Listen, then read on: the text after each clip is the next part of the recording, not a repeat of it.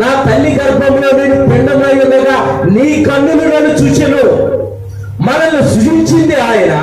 ఈ లోకాన్ని సృజించిన సృష్టికర్త అయిన యేసు ప్రభువారికి నీవు మొరపెడితే, నీ కష్టకాలంలో మొరపెడితే, నీ ఇబ్బందికరమైన పరిస్థితుల్లో మొరపెడితే, నీ వేదన పరిస్థితుల్లో నువ్వు మొరపెడితే ఆయన నీకు తోడుగా ఉండి నిన్ను ఆ వేదన నుంచి విడిపించే దేవుడు నామానికి మహిమ కలుగును గాక. నీ శ్రమలో నీవు ఈ దేవుడికి మొరపెడితే ఆయన తప్పించుకునే మార్గాన్ని చూపించే దేవుడు కానీ నేను మధ్యలో వదిలేసే దేవుడు కాదు. దేవుడు నామానికి మహిమ కలుగును గాక. వారి కష్టకాలం మందు యెహోవాకు మొరపెట్టిరి, ఆయన వారి ఆపదల నుండి వారిని విడిపించును. కష్టకాలంలో ఇశ్రాయేలు ప్రజలు 430 సంవత్సరాలు ఐగుప్తు బానిసత్వము అనుభవిస్తూ ఉంటే వెట్టి చాకిరి, వెట్టి పనులు, ఐగుప్తు రాజైన ఫరో వారి మీద కఠినంగా ప్రవర్తించి వారిని కఠినమైన బాధకు అప్పగించి వారి చేత వెట్టి చాకిరి చేయించుకుంటే ఆ కష్టకాలంలో వారు దేవుడికి మొరపెట్టారంట. నీ కష్టకాలంలో నీ దేవుడికి మొరపెడుతున్నావా? నీ కష్టకాలంలో నీ దేవుడికి మొరపెడుతున్నావా? ఈ కష్టాలేంటి, ఈ బాధలేంటి, ఈ వేదలేంటి, ఈ ఇబ్బంది ఏంటి, దేవుడే ఉంటే నాకు ఈ పరిస్థితి ఏంటి అని అంటున్నావా? మొరపెట్టకపోవటం అంటే ప్రార్థన చేయకపోవటమే దురదృష్టం అంట. దురదృష్టం నన్ను వెంబడిస్తుందండి. నా జీవితం అంతా దురదృష్టమే ఉంది, నా జీవితం అంతా అపజయాలే ఉన్నాయి, నా జీవితం అంతా అవమానాలే ఉన్నాయి, నా జీవితం అంతా నిందలే ఉన్నాయంటే నేను చెబుతాను దేవుడి పేరట, నీవు దేవుడికి మొరపెడితే. దురదృష్టం అంటే దేవుడికి మొరపెట్టకపోవడమే, సృష్టికర్తకు ప్రార్థన చేయకపోవడమే దురదృష్టం. అదే ప్రార్థన చేస్తే ఇప్పుడు కాకపోతే రేపైనా విడుదల వచ్చింది, రేపు కాకపోతే ఎల్లుండి అయినా విడుదల వచ్చింది, ఎల్లుండి కాకపోతే 1 గంటలో అయినా విడుదల వచ్చింది. దేవుడు నామానికి మహిమ కలుగును గాక.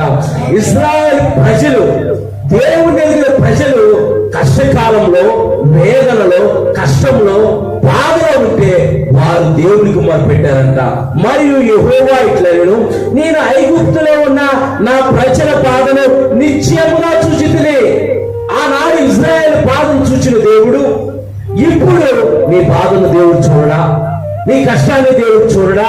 నీకున్న పరిస్థితిని దేవుడు చూడడా? ఆయన తప్పకుండా నా పరిస్థితి, నీ పరిస్థితి చూస్తున్న దేవుడు. ఆ పరిస్థితుల్లో మనల్ని విడిచిపెట్టే దేవుడు కాదు. ఇశ్రాయేలు ప్రజలు విడిచిపెట్టలేదు, నాకెందుకని దాటిపోలేదు, వారు నా మాట వెళ్ళలేదని వారిని దూరంగా పెట్టలేదు. ఆ కష్టకాలంలో వారు దేవుడికి మొరపెడితే నేను ఐగుప్తులో ఉన్న నా ప్రజల బాధను నిశ్చయంగా చూచితిని. పనుల్లో తమ్మును కష్టపెట్టి వారిని బట్టి వారు పెట్టిన మరణ వెంటనే వారి దుఃఖములు నాకు తెలిసే ఉన్నవి. నా దుఃఖములు దేవుడికి తెలిసే ఉన్నవి. చాలా మంది అనుకుంటారు మేము దేవుడిని నమ్ముకున్న తర్వాత కష్టాలు ఎక్కువైపోయాయి పాస్టర్ గారు, బాధలు ఎక్కువైపోయినాయి, కష్టాలు ఎక్కువైపోయినాయి, అన్ని నష్టాలే వెంబడిస్తున్నాయి. నేను అంటాను అది అబద్ధం అంటాను. అది అబద్ధం, పచ్చి అబద్ధం. దేవుడు నమ్ముకున్న తర్వాత కష్టాలు ఎక్కువైపోయినాయి, బాధలు ఎక్కువైపోయినాయి, అపరందలు ఎక్కువైపోయినాయి అంటూ ఉంటారు. ఇక్కడ ఇశ్రాయేలు ప్రజలు ఒకసారి చూద్దాం, మనం ఒకసారి చూద్దాం. న్యాయాధిపతుల గ్రంథము మీకు రిఫరెన్స్ తో సహా నేను చూపిస్తాను. న్యాయాధిపతుల గ్రంథము 6వ అధ్యాయము 1వ వచనం. న్యాయాధిపతుల గ్రంథము 6వ అధ్యాయము 1వ వచనం. ఇక్కడ దేవుని యొక్క వాక్కు ఈ విధంగా రాయబడింది. ఇశ్రాయేలీయులు యెహోవా దృష్టికి దోషులైనందున యెహోవా 7 ఏళ్ళు వారిని మిద్యానీయుల చేతికి అప్పగించెను. ఎందుకు వారు కష్టంలో ఉన్నారు, ఎందుకు వారు బాధలో ఉన్నారు అంటే దేవుని దృష్టికి దోషులై ఉన్నారంట. దేవుని మాటను వారు వినట్లేదు, దేవుని యొక్క ఆజ్ఞకు వారు లోపడట్లేదు. దేవుని యొక్క ఆజ్ఞకు లోపడకుండా, దేవుని మాట వినకుండా వారు ఇష్టానుసారమైన వారి జీవితాన్ని జీవిస్తుంటే పరిశుద్ధ గ్రంథమైన బైబిల్లో ఒక మాట ఉంది, వారు పైకి భక్తి గలవారై ఉండి దేవుని శక్తిని ఆశ్రయించట్లేదంట.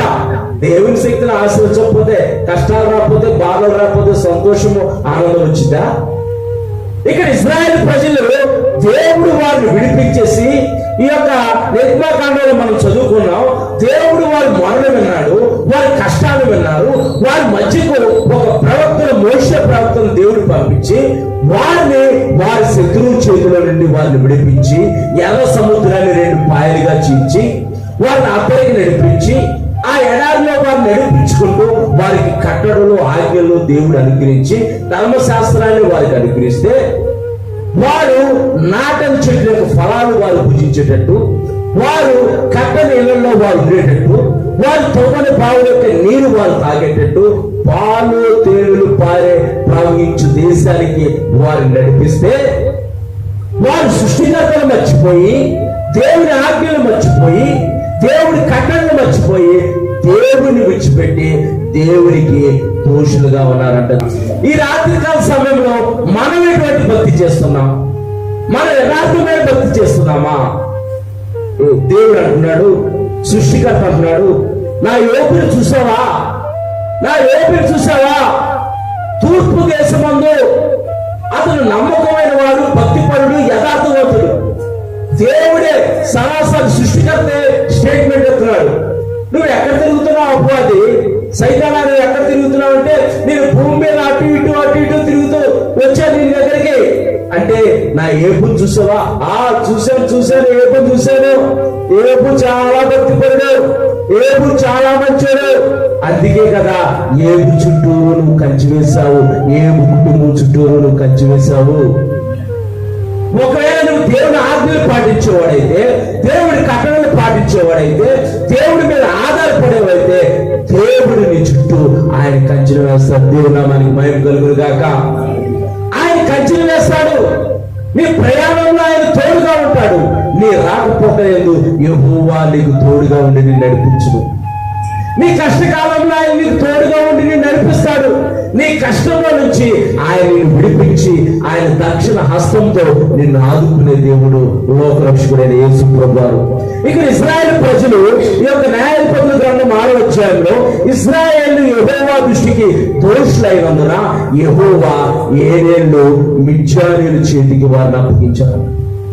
ఆ శత్రువు వచ్చేసి వారి మీద పడి వారు పండించింది, వారు సంపాదించుకున్నంతా చేసుకుంటున్నారు. అపవాదికి చోటు ఒకటి, వారిని ఎదిరించి వాడు మీ యొద్ద నుండి పారిపోవాలి. దేవుని నామానికి మహిమ కలుగును గాక. వాడు నువ్వు ఎదిరించేవాడిగా ఉండాలి, వాడు నువ్వు గద్దించేవాడిగా ఉండాలి. వచ్చుతున్న దినాలు అంత్య దినాల్లో మనం ఉన్నాం, భయంకరమైన దినాల్లో ఉన్నాం. ఇప్పుడు ఏం జరుగుతుందో, రేపొద్దున ఏం జరుగుతుందో అర్థం కావట్లేదు. ఇందాక మా తమ్ముడు హైదరాబాద్ లో ఉంటాడు, ఫోన్ చేసి, అన్నయ్య పొద్దున తెల్లారుజామున భయంకరమైన వర్షం కురిసింది, చాలా పెద్ద వర్షం కురిసింది, ఉదయం 6 ఎంతో టైం అవుతుంది, నేను సోఫాలో కూర్చున్నాను, వాటర్ వస్తాయని చెప్పేసి వాటర్ పట్టుకున్నాను. సోఫాలో కూర్చుంటే ఒక పెద్ద వాళ్ళది 3 స్టేర్లు ఉంటుంది బిల్డింగ్. వాళ్ళు ఉండే బిల్డింగ్ కింద ఫ్లోర్ లో, ఫస్ట్ ఫ్లోర్ లో వాళ్ళు ఉంటారు. పెద్ద పిడుగు పడిందన్నా, పెద్ద పిడుగు పడితే ఈ 3 స్టోరీ బిల్డింగ్ అదిరిపోయింది, భూకంపం వచ్చేసేటట్టు కిటికీ కరకర సౌండ్ వచ్చేసి క్రాక్ ఇచ్చిందంట. ఎప్పుడు ఏమి జరుగుతుందో కూడా తెలియని పరిస్థితుల్లో మనం బతుకుతున్నాం.